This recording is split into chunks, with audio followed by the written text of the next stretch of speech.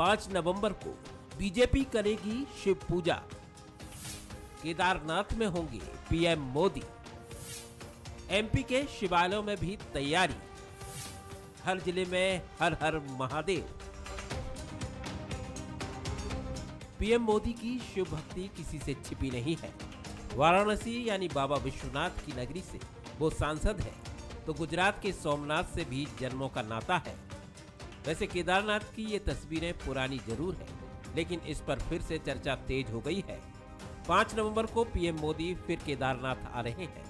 सबसे बड़ी बात यह है कि इस दिन के लिए मध्य प्रदेश में बीजेपी की अलग से तैयारी है कि माननीय प्रधानमंत्री 5 नवंबर को केदारनाथ में जाकर के भगवान के दर्शन करेंगे और विकास की कई परियोजनाओं को वो वहां पर शुभारंभ करेंगे। मध्य प्रदेश के अंदर भी इस अवसर पर जब माननीय प्रधानमंत्री जी केदारनाथ के अंदर होंगे तो मध्य प्रदेश के हमारे जितने भी 12 ज्योतिर्लिंगों में से जो अपने स्थान हैं, हमारे ऐसे कई शिवालय हैं। मिनिमम 2 इस शिवालयों पर इस प्रकार के प्रसारण का अभियान माननीय प्रधानमंत्री जी जो केदारनाथ के अंदर हैं उसको हम करने का प्रयास करेंगे। सवाल यही है कि बीजेपी के हर हर महादेव के मायने क्या है। वैसे इसे सहयोगी कहिए कि शुक्रवार को पीसीसी अध्यक्ष कमलनाथ भी केदार धाम पहुंचे। उन्होंने यहां प्रदेश की खुशहाली की कामना की। वैसे राहुल गांधी भी केदारनाथ और मानसरोवर की यात्रा कर चुके हैं। प्रदेश कांग्रेस के अध्यक्ष कमलनाथ जी भी केदारनाथ के दर्शन करके आए, लेकिन शायद मध्य प्रदेश के हमारे कांग्रेसियों को भी उन्होंने इस बात का आभास नहीं होने दिया, क्योंकि उनकी निजी यात्रा थी। धर्म के प्रति आस्था रखना एक निजी कारण हो सकता है, लेकिन जिस तरह से नरेंद्र मोदी जी अब प्रोपेगेंडा कर रहे हैं, 5 तारीख को जाएंगे, देश का पूरा मीडिया में दिखाया जाएगा, सभी धार्मिक स्थलों पे उनके सीसीटीवी लगेंगे, मीडिया के माध्यम से पब्लिसिटी करेंगे। ये लोग लाभ लेना चाहते हैं। क्या सियासत शिव की ओर शिफ्ट हो रही है? क्योंकि मंदिर विवाद सुलझने के बाद से ध्रुवीकरण की सियासत में राम नाम बहुत काम का नहीं रहा। उत्तर भारत में राम के नाम पर सियासत पूरी हो चुकी है। अब शिव को साधने की तैयारी है।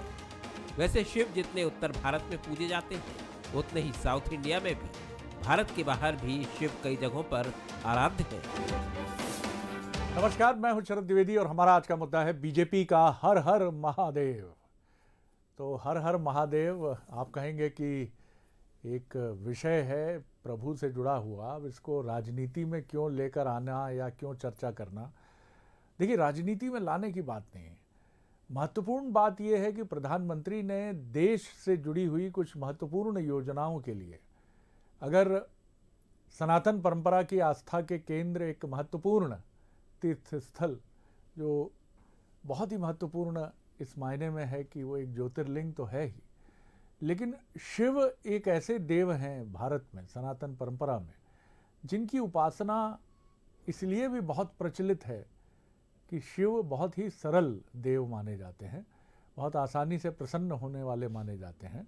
इसीलिए उनकी पूजा न सिर्फ महिलाएं करती हैं, जो भारत में मान्यता है कि अच्छे वर की कामना के साथ, बल्कि शिव की पूजा पद्धति में जो आडंबर नहीं है और बहुत सरल तरीके से धतूरा भी चढ़ा दीजिए, बेलपत्र चढ़ा दीजिए और कोई भी कनेर का फूल चढ़ा दीजिए, उसमें शिव प्रसन्न हो जाते हैं। तो केदारनाथ से प्रधानमंत्री का ये देश के नाम कुछ महत्वपूर्ण योजनाओं की घोषणा करना किस तरह से और क्या मायने हैं, ये प्रश्न तो ज़रूर उठेंगे।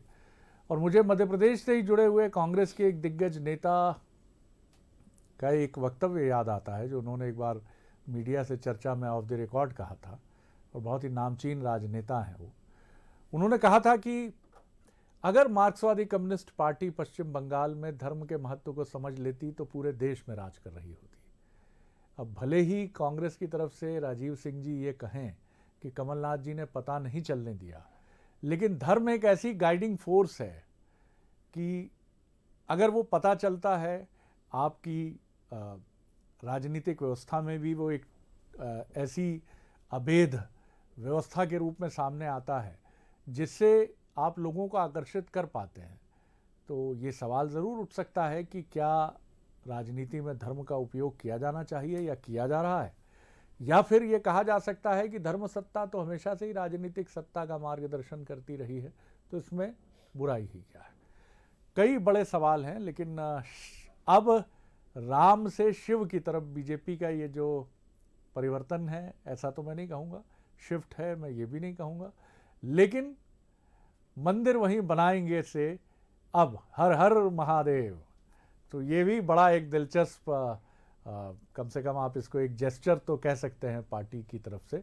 जो मेहमान हमारे साथ हैं उनकी तरफ चलते हैं, मुलाकात करिए। हमारे साथ हैं, मेरे साथ स्टूडियो में है अवनीश बुंदेला जी, कांग्रेस के युवा नेता और प्रवक्ता, बहुत स्वागत करता हूं। रजनीश अग्रवाल जी हैं, बहुत स्वागत है उनका, प्रदेश मंत्री प्रवक्ता, बहुत स्वागत करता हूं रजनीश जी आपका। और जय नागड़ा जी हैं हमारे साथ, सीनियर जर्नलिस्ट और विचारक, लेखक और विश्लेषक। जय जी, किस तरह देखते हैं आप मंदिर वहीं बनाएंगे, कसम राम की खाते हैं? मैं नहीं कह रहा हूं कि ये कोई राजनीतिक मूव है, बिल्कुल नहीं है, लेकिन एक बहुत दिलचस्प और बीजेपी की रीति नीति से जुड़ा एक मसला ज़रूर है। प्रधानमंत्री ऐसी कौन सी घोषणाएं करेंगे जिनका लोकार्पण सनातन परंपरा के एक अद्भुत तीर्थ स्थल से किया जाएगा? किस तरह से आप देखते हैं इस प्रकरण को, और किस तरह से आप ये भी देखते हैं, क्योंकि बात तो होगी ही, कि आखिर इसके पीछे वजह क्या हो सकती है?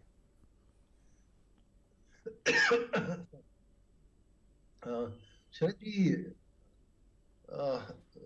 धर्म को राजनीति, ये एक मुझे लगता है कि कहीं ना कहीं कि ये वोटों को साधने की ही पीछे, इसके पीछे वो है। जिस समय हम बात करते हैं चुनाव की, विकास की बात करते हैं, वोट मांगने विकास के लिए जाते हैं।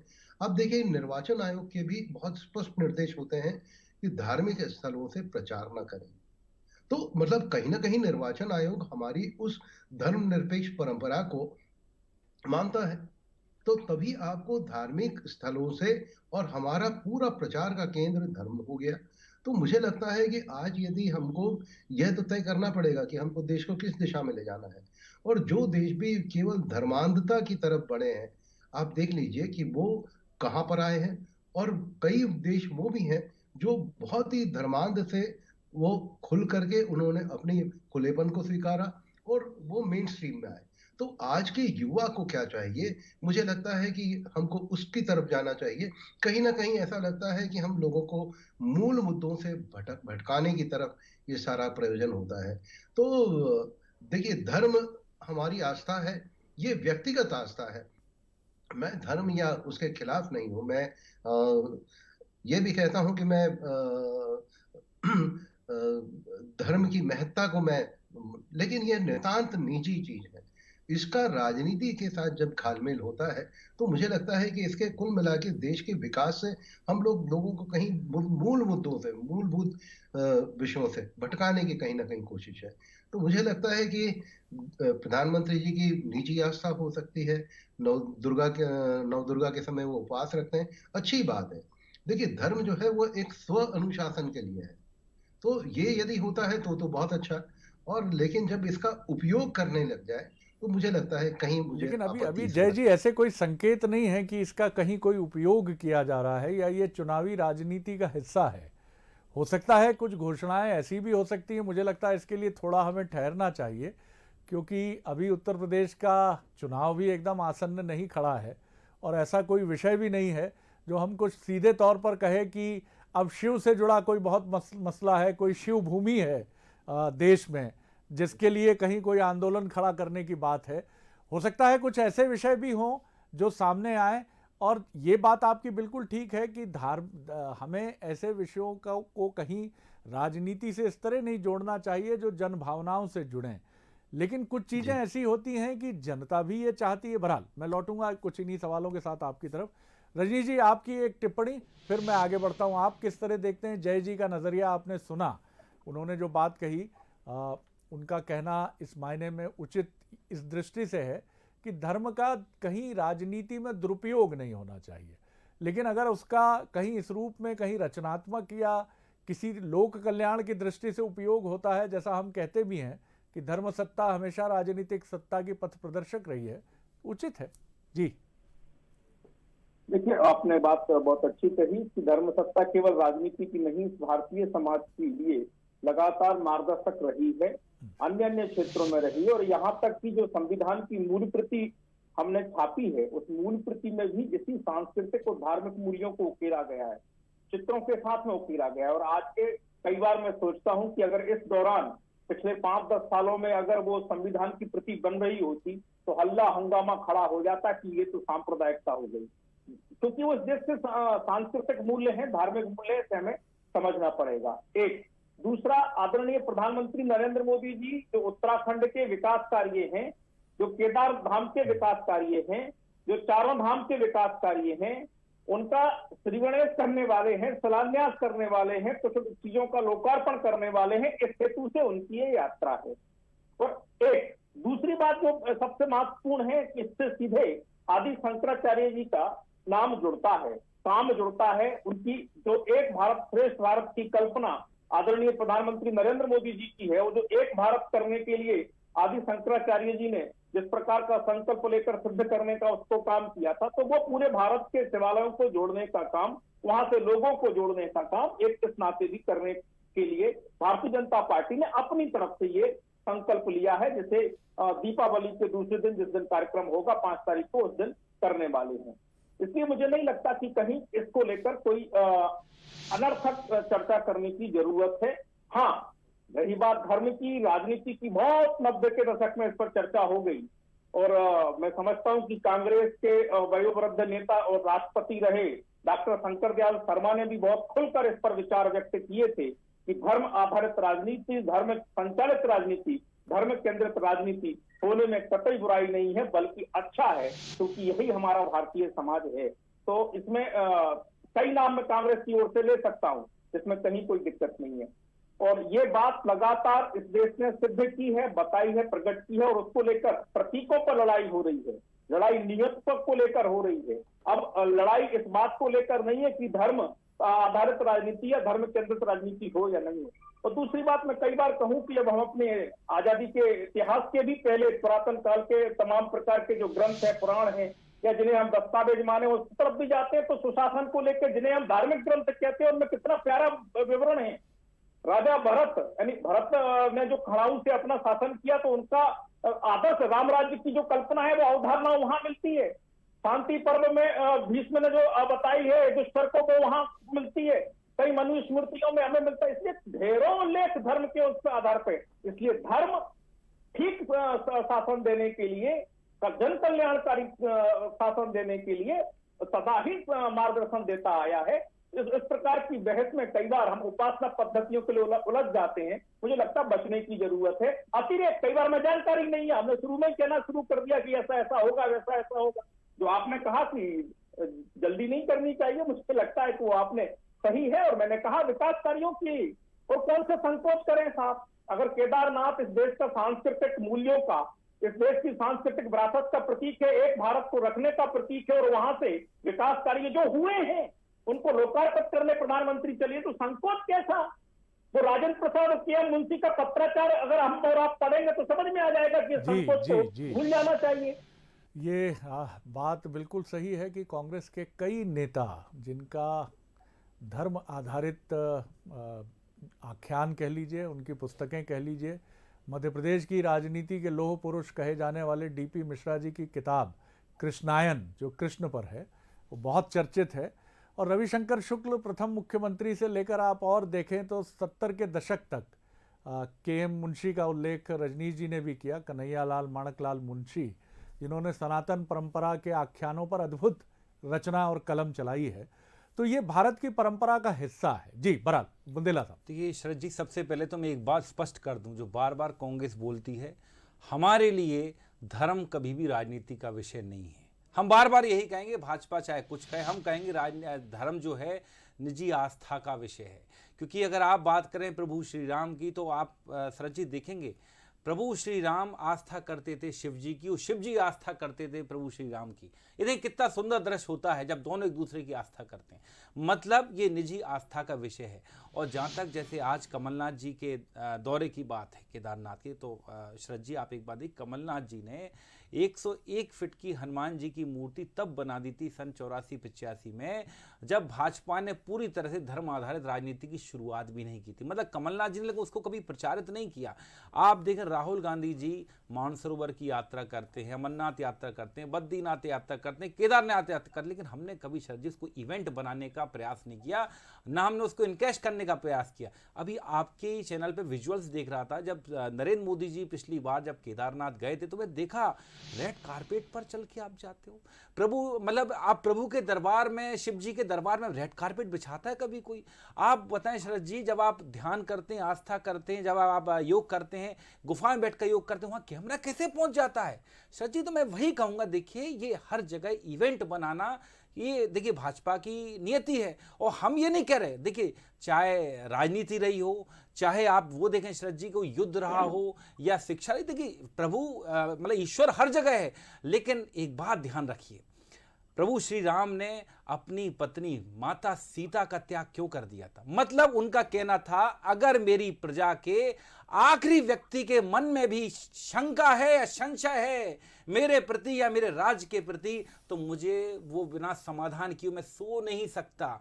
आप देखें एक बात के ऊपर ने माता सीता का त्याग कर दिया था। शरद जी आज आपको लगता है कि देश में ठीक है आज की राजनीति में आप राम राज्य की बात सर जी, लेकिन ये तो रामराज की बात करते बार बार, उसके आधार पर राजनीति करते। मैं वही कहना चाह रहा हूं, ठीक है 10 करोड़ आपके सदस्य हैं, मान लिया 30% आपके वोटर, मैं मान लूं चलो 30 करोड़ आपके वोटर हैं, लेकिन बाकी बचे हुए 100 करोड़ का क्या?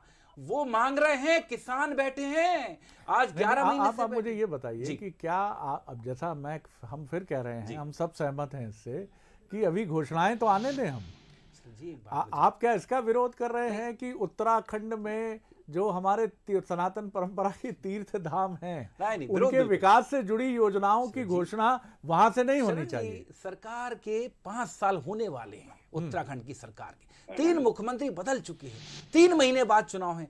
अच्छा होता शरद जी अगर वो घोषणाएं आप पहले कर देते। आप क्या कर रहे थे मोदी जी? 8 साल आपको हो गए, 5 साल से आपकी सरकार थी, आज तक कोई घोषणा क्यों नहीं आई शरद जी? आप मुझे इस बात का, क्योंकि उत्तर प्रदेश उत्तराखंड में चुनाव है, सबको मालूम है, तो कहीं ना कहीं मुझे इस बात का जवाब दें। हम हमेशा कहते हैं, सदैव कहते हैं कि भाजपा सदैव धर्म के राजनीतिकरण का अवसर तलाशती है, और वही यहां से नरेंद्र मोदी जी देखिए कमलनाथ जी गए, कहीं कोई इस तरह की हमने बात की नहीं की, उनकी निजी यात्रा थी। बिल्कुल हमें भी आज सुबह पता चला कि आदरणीय कमलनाथ जी यात्रा पर गए, धार्मिक यात्रा, उनकी निजी यात्रा है। चलिए जी, सर जी बात कर लीजिए। इसी चैनल पर मैं बैठा था एक बार, दिग्विजय सिंह जी ने नर्मदा यात्रा की, आपसे ही मेरा डिस्कशन हुआ था कि उनकी निजी धार्मिक यात्रा थी, तो हम कभी उसका राजनीतिकरण नहीं। और उनकी नर्मदा यात्रा में जितने कांग्रेस के लोग गए थे, भाजपा के लोग भी गए, उन्होंने ही अमित शाह जी का अभिवादन भी किया था। लेकिन जो सवाल खड़ा किया उसका जवाब भी दे दिया कि बीजेपी और कांग्रेस ने, और ये तो खुद दिग्विजय सिंह जी ने कहा कि अमित शाह जी ने और राष्ट्रीय स्वयंसेवक संघ की तरफ से उनकी यात्रा के दौरान व्यवस्थाएं हुई। देखिए ये धर्म की वो शक्ति है जो तमाम दीवारों को गिरा देती है। ये सारी, यहाँ कोई दीवार नहीं बचती है, यहाँ सम्मान सिर्फ ये हो जाता है कि आप चलिए, आप एक धार्मिक यात्रा पर हैं, यहाँ कोई मत भिन्नता नहीं है। तो ये बड़ा खुलासा था दिग्विजय सिंह जी का कि एक अचानक वन भूमि में गुजरात में एक मेरे पास वन अधिकारी आते हैं और कहते हैं कि यहाँ आपकी व्यवस्था के लिए हमें भेजा गया है। उनकी सादगी भी थी जी, सादगी भी थी, उन्होंने किस सच्चाई से साफ जय जी। मैं सवाल जो आपके पास लेकर आ रहा हूँ, ये दरअसल कांग्रेस के द्वंद्व से क्या आपको जुड़ता हुआ दिखता है? देखिए राजनीतिक दलों की शैली है, बीजेपी ने इस मुद्दे को समझा, उसने सनातन परंपरा से जुड़े हुए जो लोग हैं उनकी मनोभावनाओं को समझा, और 90 के दशक में एक बड़ा मूवमेंट शुरू किया और एक रथ यात्रा शुरू हुई आडवाणी जी के नेतृत्व में, और वो यात्रा जिस तरह से चली एक आंदोलन बन गया, वो पूरे देश में बना। ये बीजेपी की शैली है। बीजेपी जिस हिंदुत्व का प्रतिनिधित्व करती है, जैसा समीक्षक मानते हैं, ये बीजेपी की रीति नीति से जुड़ा विषय है। जैसे बहुजन समाज पार्टी बहुजन की बात करती है, कांग्रेस गरीबों की या समाज के वंचित वर्ग की बात करती है। हर पार्टी का अपना एक ब्रांड है। तो क्या अगर हम इसको ब्रांड के नजरिए से देखें तो मैं ये नहीं कह रहा कि जस्टिफाई करें, लेकिन बीजेपी जो कर रही है ये उसकी रीति नीति, उसके कोर एजेंडे का विषय रहा है। जी शरद जी, मैं आपने संघ की बात की, मैं एक आपको किस्सा बताना चाहता हूँ। सुदर्शन जी खंडवा आए थे जी। और आमतौर पे वो प्रेस के साथ बहुत कम बात करते हैं। उस दिन पता नहीं क्या हुआ, उन्होंने मुझसे बहुत खुल करके, क्योंकि उन्हें ये लगता था कि वो जब बयान देते हैं प्रेस अक्सर उसको तोड़ मरोड़ करके पेश करता है, फिर वो विवाद की स्थिति बनती है। बहुत लंबी चर्चा हुई और मैंने उनसे यही सवाल किया कि संघ जो है वो जिस हिंदुत्व की बात करता है, तो उस दिन मुझे जो सुदर्शन जी से जो बात हुई तब लगा कि संघ के लिए, संघ के जो उच्च स्तर पर जो पदाधिकारी बैठे हैं उनके लिए हिंदुत्व एक उदारता का सिंबल है, लेकिन ये जब रिस्क करके नीचे आता है तो वो बहुत संकीर्णता में बदल जाता है। सारी आपत्ति उसको लेकर के हिंदुत्व की जो वसुधैव कुटुंबकम है, इसमें कोई दो मत नहीं कि हम भारतीय संस्कृति पर बहुत गर्व करते हैं और इसीलिए करते हैं कि ये जब उदारता के साथ आती है तो इसका एक स्वरूप ही अलग होता है, और जब इसमें संकीर्णता आती है तो कहीं ना कहीं हम लोग लोगों को बांटने की तरफ। और मुझे अच्छे से याद है, मैंने जब सुदर्शन जी से पूछा कि जब आप संघ की बात करते हो कि ये एक देश का संगठन है, कोई धार्मिक संगठन नहीं, तो इसमें अल्पसंख्यकों की भूमिका कहीं नहीं दिखती। तब उन्होंने कहा नहीं, मैं इस तरह से नहीं सोचता, हिंदुस्तान में रहने वाले मुसलमान भी संघ के वो हो सकते हैं। तब मुझे लगा कि जो टॉप लेवल पे जो चीजें होती है वो तो वहां पर उदारता अलग होती है, और वही जब नीचे तक आती है तो उसकी एक संकीर्ण क्या यहाँ आप इस चीज से भी इत्तेफाक करते हैं, क्योंकि इसको लेकर भी बार बार आपने ठीक बात कही कि जब वो नीचे उतरता है, जाकी रही भावना जैसी प्रभु मूरत तिन देखी वैसी। अब एक हिंदुत्व वो भी है जिसको लेकर प्रधानमंत्री भी कहते हैं कि रुपट्टा डाल लेते हैं और सड़कों पर निकल आते हैं गौरक्षक बनकर, सावधान रहना है भैया इनसे। ये भी बात है एक बात कि भाई हिंदुत्व का मतलब आप क्या समझते हैं। अब शायद हिंदुत्व का मतलब जब नीचे रिसकर आता है तो ये भी समझ लिया जाता है। ये इतना बड़ा देश है 135-40 करोड़ की आबादी का। मैं देखिए वक्त रहा तो मैं फिर लौटूंगा। रजनी जी एक बहुत क्विक रिएक्शन 30 सेकंड में आपका। देखिए, मैंने कहा पहले भी कि ये लंबी बहस है और कई बार हम अपनी अवधारणा को अपने ढंग से थोपने की कोशिश करते हैं, ऐसा नहीं करना चाहिए। राजनीतिक दल के नाते भी कई जातियों को लेकर राजनीतिक दल चल रहे हैं, कई चुनाव में जातीय आधारित राजनीति होती है तो उसके उलट रिएक्शनरी जातीय समीकरण भी बनना शुरू हो जाती है। ये धार्मिक तौर पर भी जो बात कह रहे हैं, हम तो जिस जमाने में सरकार आने की दूर दूर तक संभावना नहीं थी, डॉक्टर श्यामा प्रसाद मुखर्जी ने जिस वेदना को लेकर जनसंघ की स्थापना की, उस समय में जिन सूत्रों को लेकर आगे बढ़ने का काम हुआ, उनका पहला भाषण सुनिए। वो पहले भाषण में ही कहते हैं राष्ट्रीय अध्यक्ष के नाते कि हम सभी को साथ लेकर चलने वाले हैं, हम सभी प्रकार के जो मतांतर हैं, मजहब हैं, जाति पंथ हैं, उन सबको साथ लेकर चलने वाले हैं। ये 21 अक्टूबर 1951 को जब जनसंघ बना तब के उद्गार है राष्ट्रीय अध्यक्ष के नाते डॉक्टर श्यामा प्रसाद मुखर्जी की। तो ऐसा नहीं है, और आज भी भारतीय जनता पार्टी में भी सभी समाजों के लोग, सभी पंथों के लोग बराबर स्थान पाए हुए हैं। इसका मतलब ये कतई नहीं है कि हम अपने सांस्कृतिक मूल्यों पर अतिक्रमण होने दें, हम अपने सांस्कृतिक मूल्यों के प्रति संकुचन का भाव पैदा कर लें जी, और उसमें गौरव के अनुमति। जो विवेकानंद को शिकागो में कहना पड़ा, हाँ मैं गर्व से कहता हूँ कि हिंदू हूँ, तो ये अगर हमें सांस्कृतिक तौर पर भी गुफा में बैठना पड़े, कैमरा लगाना पड़े, अगर हमें केदारनाथ भी सांस्कृतिक तौर पर जाना पड़े या संदेश देने के लिए जाना पड़े तो भी करेंगे जी, करना पड़ेगा जी। ये जो आज गौरव की अनुभूति का विषय है, हम अपने एक नागरिक के नाते, भारतीयता के नाते, और हमें ये सोचना पड़ेगा ये भारतीयता के प्रतीक हैं, केवल हिंदू उपासना पद्धति के प्रतीक मात्र नहीं है। और ये कई लोगों ने कई प्रकार से परिभाषित करने का काम किया है। ये महज राजनीति का कारण भी नहीं है। मेरा इतना ही कहना है, चाहे मोदी जी बद्रीनाथ, केदारनाथ, जगन्नाथ जाएं, चाहे कमलनाथ जी बद्रीनाथ, केदारनाथ जाएं, चाहे अन्य कोई नेता जाएं, मेरा इतना ही निवेदन है कि कृपया, देश और हमारा प्रदेश बहुत नाजुक स्थिति से गुजर रहा है। पेट्रोल डीजल महंगाई एकदम चरम पर है, इनके भाव आप देखें, गरीबी और बेरोजगारी निरंतर फैल रही, कोरोना जैसी भयावह बीमारी से हम वर्तमान में भी लड़ रहे हैं। मेरा इतना निवेदन है कि कृपया जाकर प्रार्थना करें कि देश और प्रदेश की सुख समृद्धि के लिए प्रार्थना करें। बाकी जहाँ तक कैमरा लगाने की बात है तो मोदी जी सिर्फ गुफा में कैमरा नहीं लगाते। शरद जी, पहला ऐसा राजनेता देखा देश के इतिहास में जो मां से जन्मदिन के दिन मिलने जाता है? मुझे लगता है इन विषयों का सर बुंदेला जी, ये व्यक्तिगत विषय मुझे लगता है देखिए इन पर बात करना ये कहीं ना कहीं ये मड स्लाइडिंग हो जाती है। मैं सर जी मैं मेरी गुजारिश है, बाकी आपकी मर्जी है। अपन वो चीज ड्रॉप कर, मेरा इतना ही निवेदन है, कृपया कभी भी धर्म में राजनीति का स्थान सदैव रहा है शरद जी, लेकिन वो सकारात्मक पहलू होना चाहिए, क्योंकि आपने देखा सीरिया जैसे देश भी वो कट्टरता के कारण आज कहां पहुंच गए। सर हमारी स्थिति वैसी नहीं है और मुझे लगता नहीं है कि ऐसी कोई चुनौती सामने खड़ी है जब आप जिस अतिवाद के जिस सिरे की तरफ हम कल्पना कर रहे हैं जाने की। जी बोलिए रजनी जी। आज खंडवा के लोकसभा के प्रत्याशी कांग्रेस के राजनारायण, अरे आप वो छोड़िए, आप ये बताओ कि आप उनके वीडियो हमने कलेक्टर को दिए। ये कौन सी राजनीति है, कौन सा मजहब, कौन सी परिभाषा है ये? उनके कलेक्टर से हमने कंप्लेंट की है। शुक्रवार की नमाज के समय वोट मांगने अंदर घुस के पहुंचे टोपी पहन के। तो ये कौन सी राजनीति है, ये क्या है, कौन सी परिभाषा है? तो कृपया मुझे लगता है कि बहुत इस पर आप दोनों बहुत विद्वान हैं, बिल्कुल सही बात है। प्रियंका जी आज पीताम्बरा पीठ आई थी, अब उसको हम निजी यात्रा कहें और मोदी जी की यात्रा को कहें कि घोर राजनीति में डूबी यात्रा है, ये वर्गीकरण बड़े कंफ्यूजन पैदा करते हैं। पश्चिम बंगाल में भी जब मार्क्सवादी कम्युनिस्ट पार्टी थी तो जितने मंत्री थे वो दुर्गा पूजा के पंडालों में, जी दुर्गा पूजा के पंडालों में नहीं है, वो शासकीय यात्रा है, विकास बिल्कुल छिप कर जाते थे वो। आखिर मेरा ये कहना है कि धर्म को लेकर हर राजनीतिक दल को अपना स्टैंड बहुत साफ रखना चाहिए। आपका द्वंद्व, आपका द्वैत ही आपको मुश्किल में डालता है। आप कहते हैं मार्क्सवादी कम्युनिस्ट पार्टी है, धर्म अफीम की तरह है, तो आपको छुपकर दुर्गा पूजा के पंडालों में जाना पड़ता है क्योंकि आपकी आस्था है। तो यही चीज मुश्किल है जिसको लेकर मध्य प्रदेश के एक नामचीन नेता का मैंने शुरू में उदाहरण दिया, जो उन्होंने बहुत खम ठोक कर कहा और जिसको लेकर कई बार कांग्रेस पर भी, मैं नहीं कहता कांग्रेस के अंदर से क्या सोचती है, लेकिन जब राहुल गांधी अपने कैंपेन की शुरुआत शिव मंदिर से करते हैं और ये कहा जाता है, जनेऊ की बात होती है और मध्य प्रदेश में पीसीसी कार्यालय में राम का इतना बड़ा पोस्टर लगता है जितना बीजेपी में नहीं लगता है, तो ये बात साफ उठती है कि आपका कहीं ना कहीं विचार धर्म को लेकर बहुत स्पष्ट नहीं है।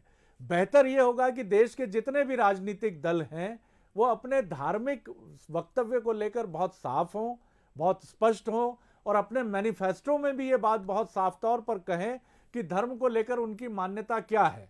क्योंकि तमिलनाडु में जब स्टालिन साहब ये कह रहे हैं कि सारे मंदिरों के गहने पिघलाकर उनका उपयोग किया जाएगा, तो ये भी एक ज़ेरे बहस सब्जेक्ट है कि क्या आप इसमें लोगों की भावनाओं को उपेक्षित करेंगे और आप अपने हिसाब से चीज़ों को व्याख्यायित करेंगे। ये बहुत बड़ा सब्जेक्ट है, ये 22-24 मिनट की बहस में समेटने वाला विषय नहीं है, लेकिन मुझे लगता है चीज़ों को बड़े परिप्रेक्ष्य में देखना चाहिए। 5000 साल पुरानी सनातन परंपरा, जिसमें 1000 साल इन्वेडर्स और आक्रांताओं का पूरा एक युग भारत ने देखा है, उसके बाद भी अगर आज हम चमक रहे हैं तो सर कुछ बात तो है कि हस्ती मिटती नहीं हमारी। आप इतने चिंतित ना हो, परेशान ना हो, चीज़ें आगे बढ़ेंगी, बहुत बेहतर तरह से बढ़ेंगी। हम एक दूसरे के साथ रहना और एक दूसरे का सम्मान करना बहुत बेहतर जानते हैं। बहुत शुक्रिया बुंदेला साहब, बहुत शुक्रिया रजनी।